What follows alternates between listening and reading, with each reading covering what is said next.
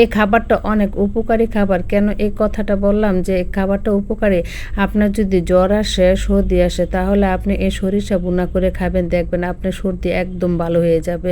প্রথমে আমি সরিষা এখানে 1 কাপ পরিমাণে নিয়েছি। সরিষার মধ্যে কিন্তু প্রচুর পরিমাণে ময়লা থাকে, এর জন্য 5 থেকে 6 বার আমি কষলে কষলে ভালো করে পরিষ্কার করে তারপর আমি একটা শিলপাটার মধ্যে মিহিম করে একদম এই সরিষা বাটা আমি করে নিয়েছি। এখন মিহিম করে নিব, কারণ যদি আপনি কম মিহিম করেন তাহলে কিন্তু এটা সাবা সাবা লাগে খেতে। এর জন্য আমি একদম মিহিম করে এই সরিষাটাকে আমি বেটে নিয়েছি। এখন একটা প্যানের মধ্যে পরিমাণ মতো তেল দিব আর পেঁয়াজের পরিমাণ একটু বেশি করে দিয়ে নেব।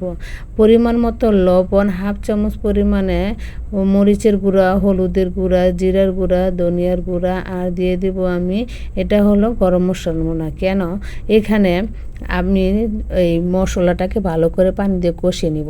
কখন বুঝবেন যে মশলাটা কষানো হয়ে গেছে? যখন দেখবেন উপরে তেলটা বেশি আসছে, তখনই ভাববেন যে মশলাটা কষানো হয়ে গেছে। এখন আমার কিন্তু মশলাটা কষানো হয়ে গেছে।